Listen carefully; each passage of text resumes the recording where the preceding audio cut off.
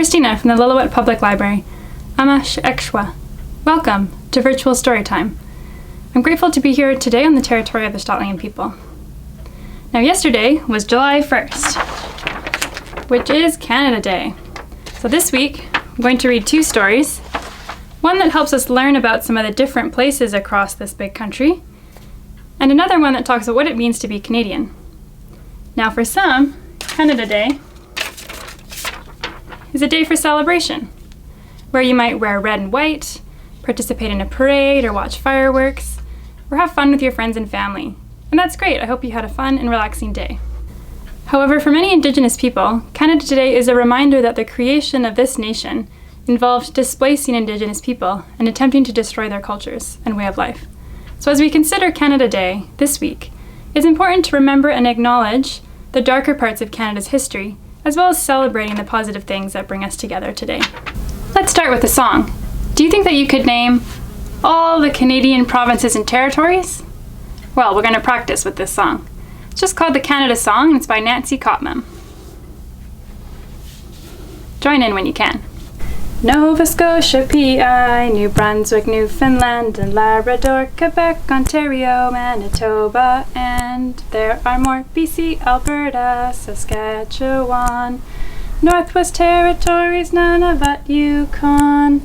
Nova Scotia, PI, New Brunswick, Newfoundland, and Labrador, Quebec, Ontario, Manitoba, and there are more: BC, Alberta, Saskatchewan, Northwest Territories, Nunavut, Yukon. 10 provinces, 3 territories, Eastern Maritimes, Western Prairies. 10 provinces, territories, 3. Start all over with Nova Scotia and PI, New Brunswick, Newfoundland, and Labrador, Quebec, Ontario, Manitoba, and there are more: BC, Alberta, Saskatchewan, Northwest Territories, Nunavut, Yukon. Nice, good job. That was a bit of a mouthful, wasn't it? Let's read a story now about a lady and her dog who travel across the whole country from coast to coast. It's called Carson Crosses Canada by Linda Bailey and Cass Reich, and it's published by Tundra Books.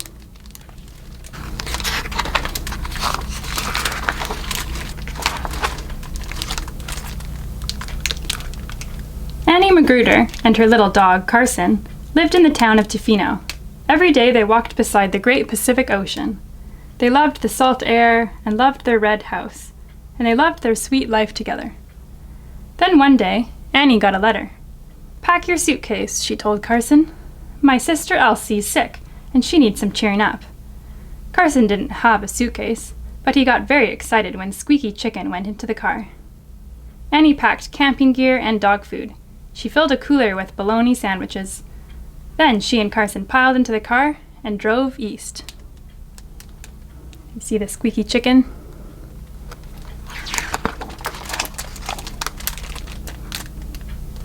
All morning they drove in the rattle-bang car. Carson scratched at the door. Were they there yet? "Oh no," said Annie. "It's a very long way. All the way across Canada. But there's a surprise when we get there. For you, Carson." Carson loved surprises. Squeaky Chicken had been a surprise. Every time Carson chewed, he got a brand new noise.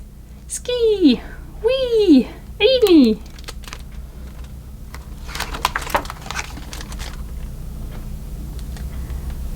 On they drove, along twisty roads, through mountains as high as the sky. "The Rockies," said Annie. "If we were younger, we could climb them." "Rough," said Carson. "You're right," said Annie. "It would be rough." That night, she put up their tent in the woods. Carson watched out for bears. No bears came, but Carson was ready.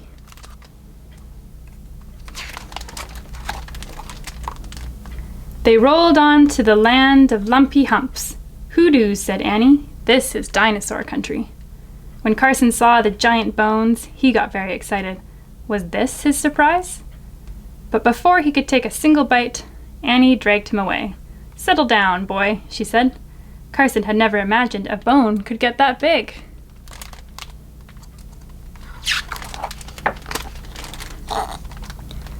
Next day, the land flattened out. Grain grew in carpets, yellow, blue, and gold. "Oh my," said Annie when they stopped for lunch. "Will you look at all that sky?" But Carson was looking at the ground. There were grasshoppers everywhere. It took most of his lunchtime to catch one. He ate it for dessert. The next day was a scorcher. That's what Annie said. The sun beat hard on the highway. Carson drooped all over. When he saw the lake, he was so happy he tried to leap out the window. Annie held him back. "Hang on, boy," she said. Soon they were both in Lake Winnipeg. Carson dog-paddled up to Annie and gave her a lick on the nose. For one cool blue moment, they were exactly the same size.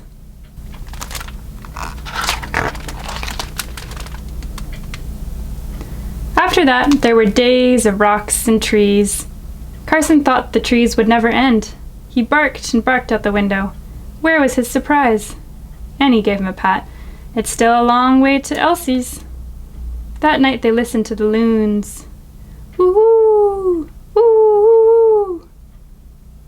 "Oh my," said Annie. "Canada, such a grand land to cross." And then came a grand sight indeed, a wall of water thundering down a cliff. Carson yapped in amazement. He was used to water that stayed flat. He and Annie watched till they were soaked all over. Then Annie went to buy a souvenir of Niagara Falls. Carson found a grassy spot and left a little souvenir of his own.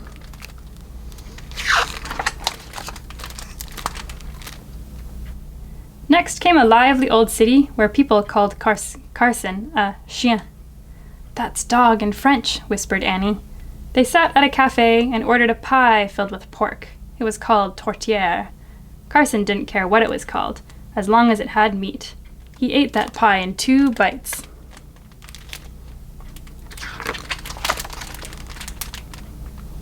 And still they kept on driving. Carson was half asleep when Annie let out a yell. "Look, the Atlantic Ocean!" Carson jumped up and ran, right to the water's edge. It smelled like the ocean back home. He sat with Annie and watched the tide go out. It left a sea of mud as far as the eye could see. "Oh no!" cried Annie suddenly. "Carson, don't you dare!" But Carson couldn't help himself. He rolled all over the seabed. The best mud ever. The next day they crossed to an island of red and green, just like a postcard, said Annie.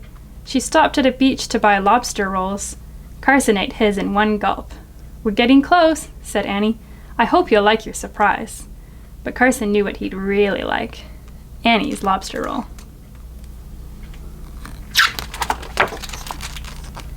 "We're almost there," said Annie as they left the island. In the campground that night, there was fiddle music, so friendly and fast it made everyone dance. Annie clapped and jigged. Carson chased his tail. "Tomorrow," whispered Annie as they snuggled in the tent.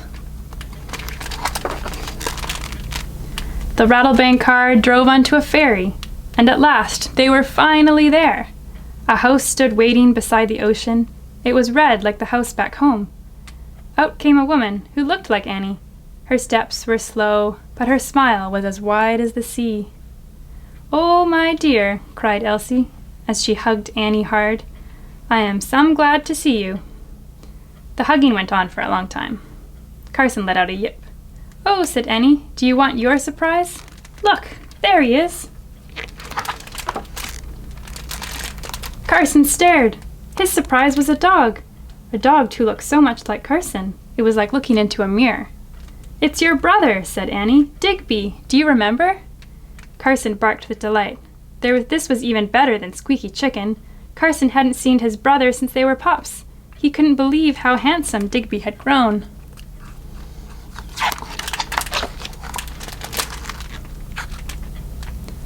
As they unpacked the Rattlebank car, Elsie smiled. She said seeing Annie and Carson was the best medicine in the world.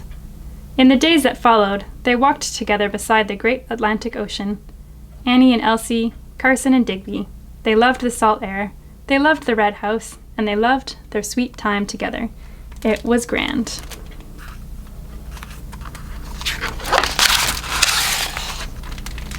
And that's the end. So let's sing another song. This one is called My Paddle's Keen and Bright, and it's an old Canadian folk song that was often sung when paddling a canoe to keep time.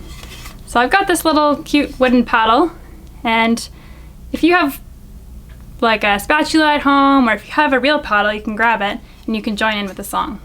Or you can pat your knees to keep time.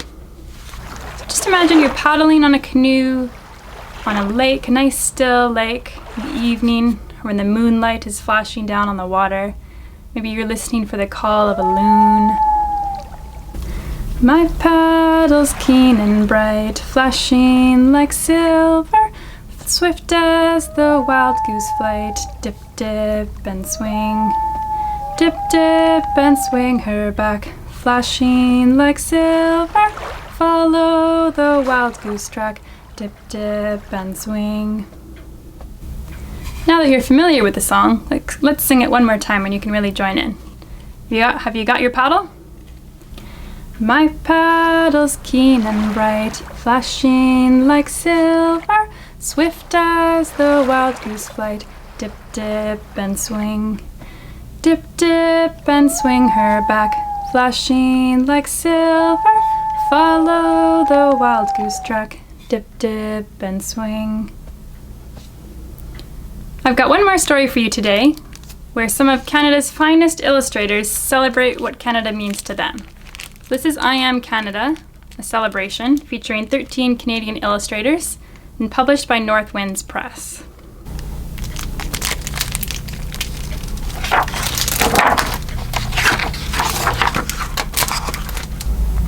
I am Canada.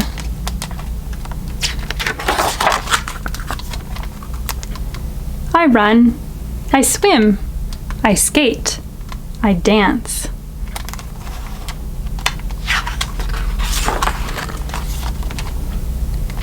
I have space.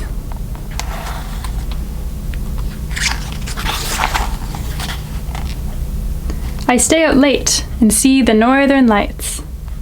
I have time.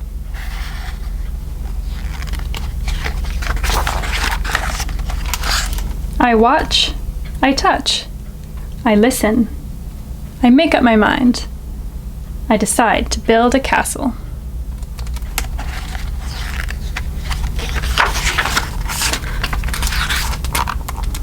I am free. I am Canada.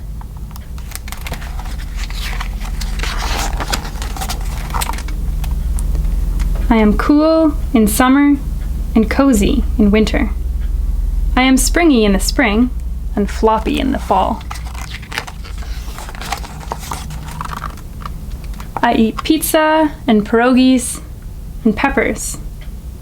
I eat meatballs and muffins and mangoes.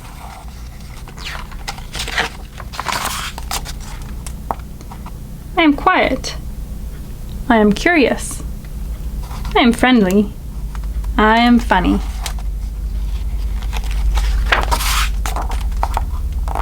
I explain. I explore. I enjoy. I share. I sing. And I celebrate. I am Canada. And here are all the illustrators that made all the pretty pictures in this book. So, as we celebrate and reflect on Canada Day this week, what does Canada Day or Canada mean to you? For me, Canada means dramatic landscapes, wide open spaces, diverse cultures, friendly people, and a beautiful place to call home. I am proud to be a Canadian, but Canada is not a perfect place, and it is important to recognize the often dark history of how this country actually came to be. Do you want to do a Canada Day themed craft today? Try making a flag with a maple leaf rubbing. You can go outside and grab a leaf. If it's a maple leaf, that's perfect, but you can do this with any leaf. And we're going to make a leaf rubbing. So all you need is a piece of paper and a crayon. So how it works is really simple. You just put your leaf behind your paper. I've got a book here. And then you just do this. You just color with your crayon. And then you should see your leaf appear. So you can see this one is starting to appear there. And if you want to make it look like a flag, all you do is just add 2 blocks of red on that. That's it for this week's story time. Hope you had a happy Canada Day, and I'll see you next week. Thanks for listening. Can you wave goodbye? Can you say au revoir? Can you say huwemath?